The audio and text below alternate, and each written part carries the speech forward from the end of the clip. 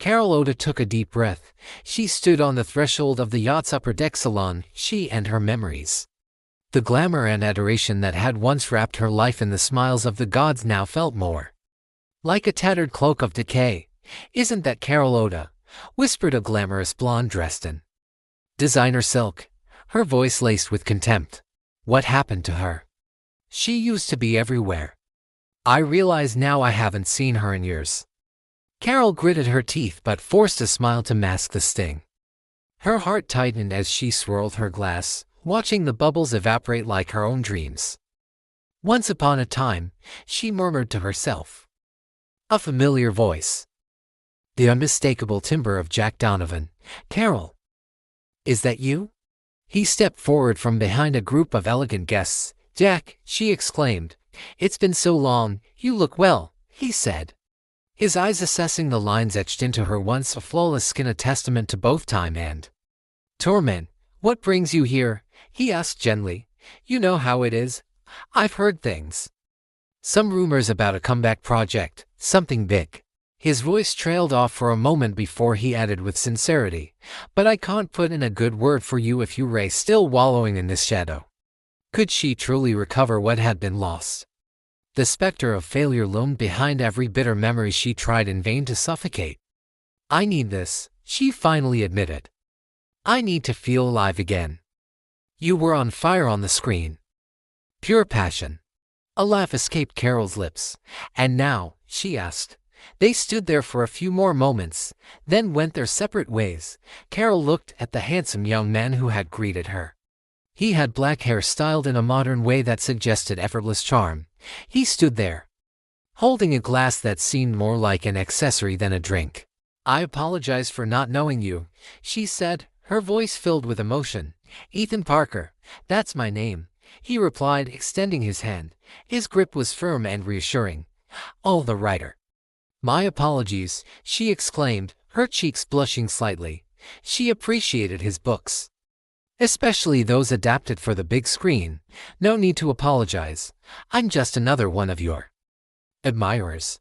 I watched you on the big screen, and you were one of my favorites. During that time when every young man fantasizes about either a teacher or a movie star, I had chosen you." Their conversation stretched on pleasantly for nearly an hour. Carol confessed her disappointments with being out of the spotlight and her affinity for literature. "You know," Ethan began cautiously after a moment's pause, "I'm looking for an assistant to help me with my next project. It's an ambitious one." He hesitated before continuing, "And I think you're the perfect person for it."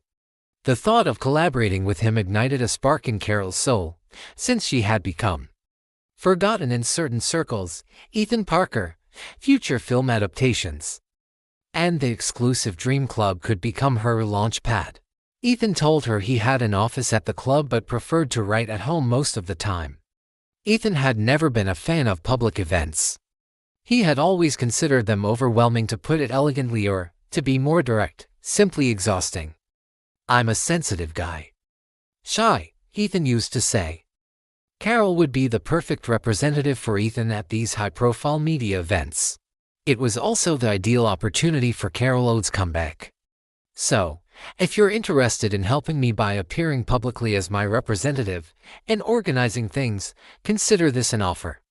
"I would be honored," Carol replied before she could even think about what it might entail or how her life might change. That night, as she lay awake replaying the encounter with the young Ethan Parker, Carol realized this wasn't just an opportunity. This could be the beginning of something extraordinary. Carol quickly settled into her new role. In a short time, she proved to be a real asset to Ethan. While navigating the delicate terrain of public appearances, Carol breathed dynamism into Ethan's often solitary world, transforming his routine writing sessions into moments of cheerfulness and creativity. The entire staff at the exclusive Dream Club appreciated and respected Carol. They were truly proud to have such a presence among them. A remark could often be heard in the club, like, "Isn't she the star of Heartstrings?" Carol Oda woke up early in the morning in her small Manhattan apartment. The faint sounds of the bustling city below didn't bother her. Seated at her kitchen table, Carol sipped from a steaming cup of Earl Grey tea. She glanced at the calendar hanging on the wall, calculating the time that had passed since she began working as Ethan Parker's assistant. Not just a famous author, but a man who was charismatic, brilliant, and utterly captivating.